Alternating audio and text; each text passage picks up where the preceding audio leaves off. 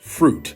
Fruit is something every human on the planet has eaten or will eat at some point in their lives. It's a pretty powerful food group. In fact, in Egypt, pharaohs were buried with watermelons at their sides, being a prized fruit worthy of accompanying monarchs on their last journey. One of the most filling foods, avocado, provides a healthy dose of fiber and nearly half of fatty acids. And mangoes are considered to be superfruits, providing physical, psychological, and even sexual benefits.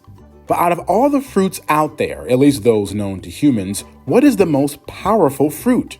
Now, when I say powerful, I'm not just talking nutritional purposes. I'm talking about a fruit that goes beyond that, a fruit that transcends nutrition and mankind. Now, of course, you may have your options, but I'm going to narrow this down to two candidates, which means this episode will be broken down into two parts. So, for this first part, I'm going to give my analysis of why I think the apple is the most powerful fruit on the planet. So, stay tuned. I'm Chris, and you're watching Factsma.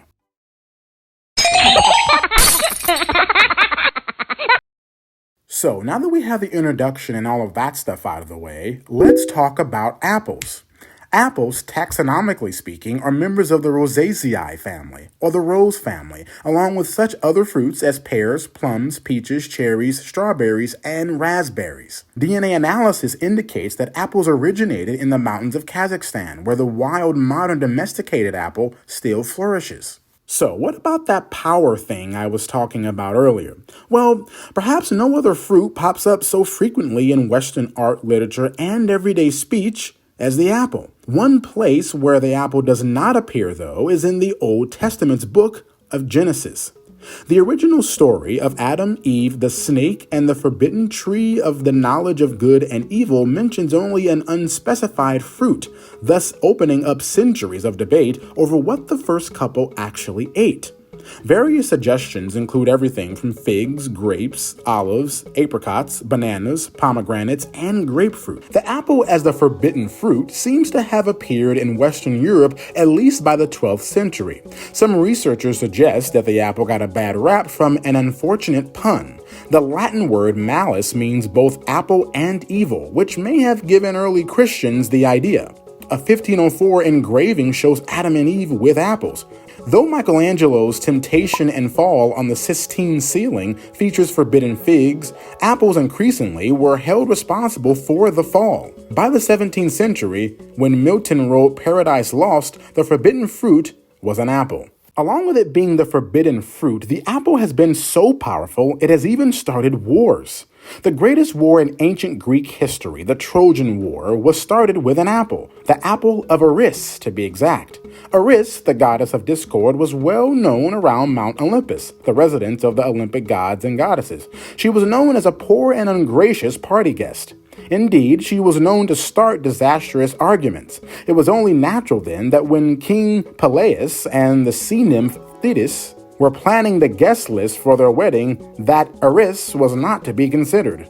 Outraged by the oversight, Eris worked her magic at the wedding without being present. Into the wedding hall, she threw a golden apple. The inscription on the fateful fruit read, "For the fairest." Of course, every goddess present wanted the apple for herself, and heated arguments ensued. After much debate and many tears, 3 strong candidates for the apple emerged: Aphrodite, the goddess of love; Hera, the wife of Zeus; and Athena, the goddess of wisdom. The first 9 years of the war consisted of both war in Troy and war against neighboring regions. The Trojan War was approaching the endurance of a decade when the Greeks' luck started to run out. Men were worn out and tired of fighting against the fortified city. Battle-weary and almost defeated, the Greek force called it quits. So it seems that the apple is just a victim in the Trojan War. But apples have been a victim of their own genetic creativity. A characteristic known to botanists as extreme heterozygosity ensures that an apple grown from seed won't be anything like its parents. This is great for evolution, producing thousands of diverse apple varieties adapted to every environment from North Dakota to New Zealand. For apple growers, though, intent on preserving selected favorites, the apple's slippery genome is frustrating. In apples, the only guarantee of reproducibility is grafting, which is how our modern eating apples propagated. Speaking of modern apples, there is another reason why the apple is very powerful. That reason is modern day technology. In a press conference in 1981, there was a question from a journalist about why Steve Jobs chose the name Apple.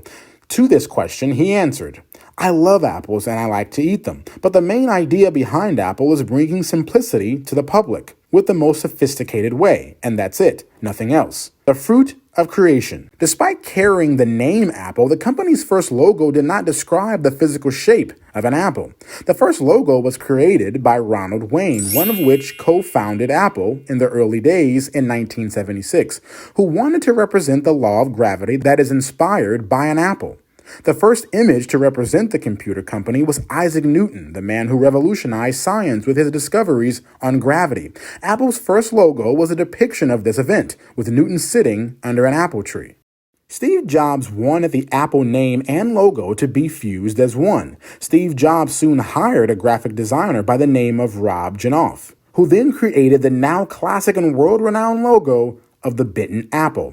Jobs quickly threw out the old Newton logo, and Apple's logo was fully established and used by the end of the company's first year. Since January, Apple says there are now more than 1 billion active iPhones, an enormous milestone for the company that speaks to the company's continued success and longevity.